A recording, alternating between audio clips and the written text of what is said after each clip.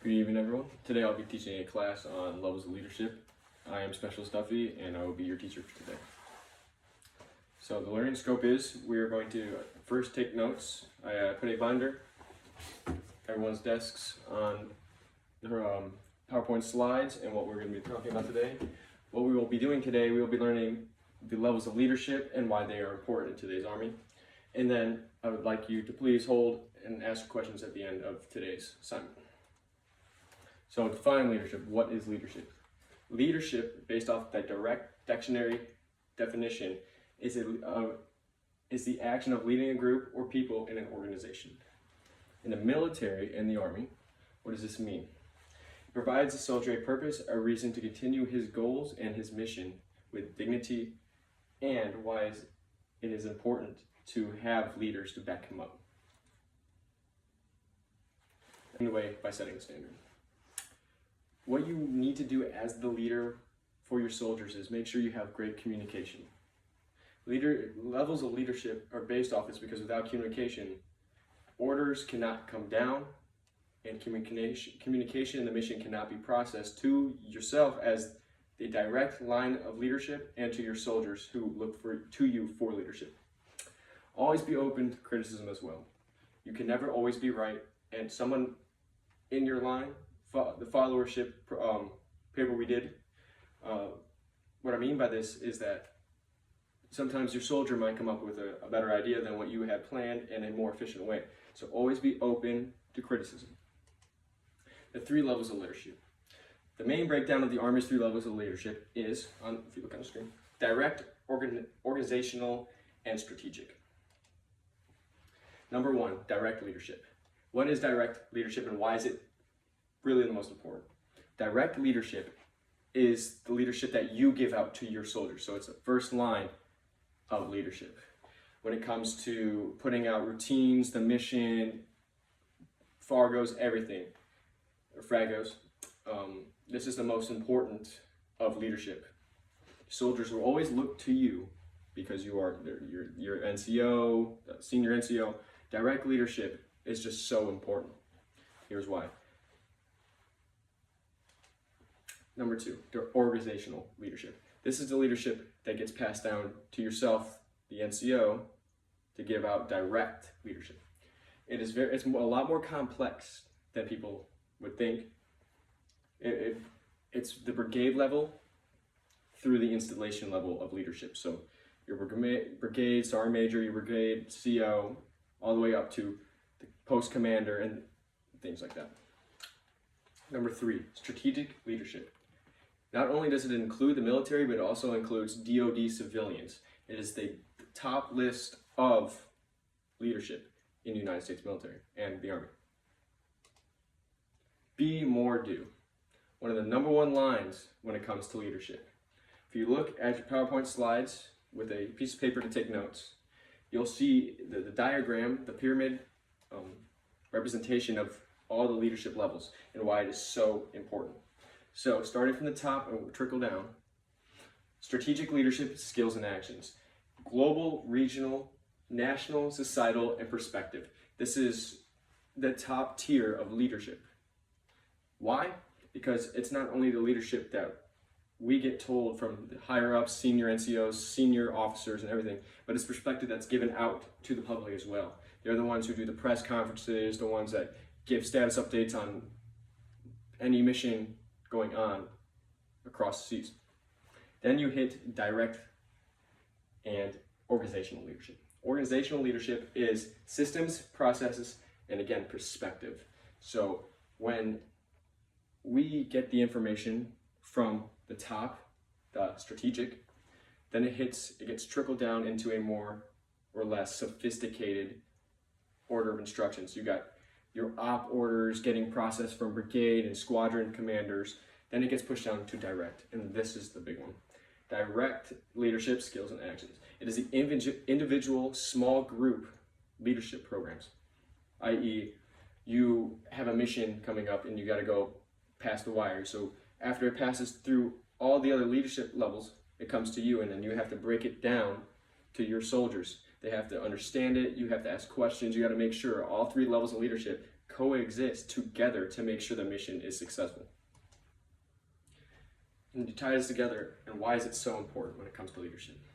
Leadership is so important due to the fact that one small mistake and small mess up can destroy your leadership, your credentials as a whole. What is a toxic leader, you might ask? Well, toxic leadership is the biggest Trojan horse to leadership as a whole.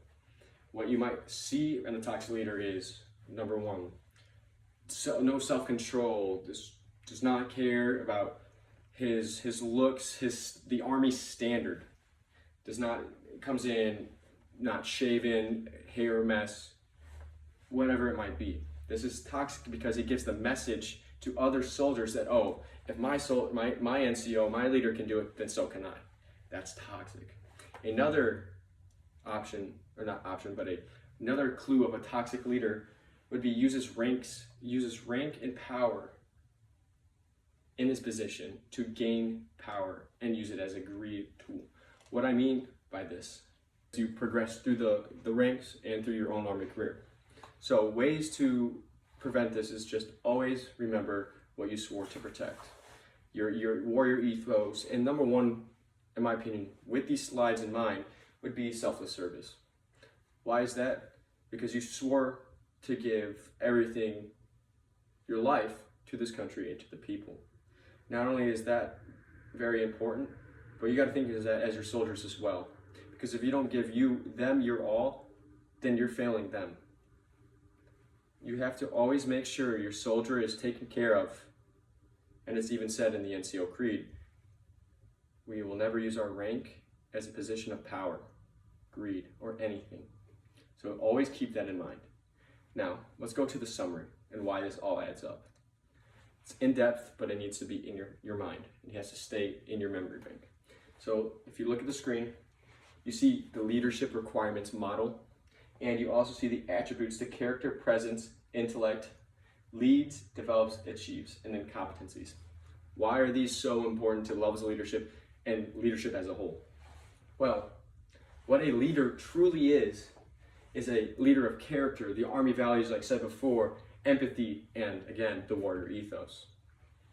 If you look at the core leader competencies, as on your slides in front of you or on the screen, what a leader does, he leads others, of course, extends influence beyond the chain of command. It does not always have to be work related. You could have a soldier that is down, who's going through a rough time in life with family. No matter what it is, you always make sure your soldier's okay. You care for the welfare of your soldier. That is a very important tool and task many leaders forget. And lead by example is another one. You always have to lead by example. And that is because if you say something and you tell your soldier to do something that you would not do, you're just going against the ethics code of the NCO Creed, which you will have to promise yourself to, just like the ethos. And another strong tool in becoming a good leader, a developing leader, and obeying the levels of leadership is you always have to develop. You can never become stagnant in the water. You got to always prepare yourself and others. So always make sure you're on top of what you're told. You have your op orders when it comes to a mission essential taskings. You have to be ready to develop what you need to get done. You have to create a positive environment as well. You can't have it's like home experience, Make sure everything is clean, tidy. You got to make sure that your work surroundings and your work area is also as clean and tidy as possible. Because if you let that go, it slowly starts to bleed into your leadership and what your soldiers see of you. If you're a messy leader, it can destroy your image. Now let's go to the attributes of a leader. So, like I said before, what a leader is, you have his character, which is Army values, empathy, the warrior ethos and service ethos, and then discipline. But presence, let's talk about presence of a leader. A leader that is well known and respected has a strong presence.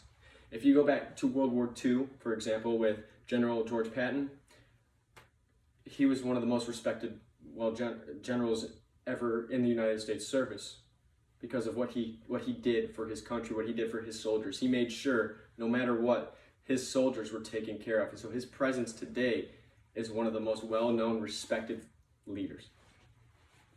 So you always have to have resilience and confidence, no matter if it comes to a class like today on levels of leadership, or a promotion board, or a Soldier of the Month board, NCO of the Month board. You always have to have confidence, presence, and meaning.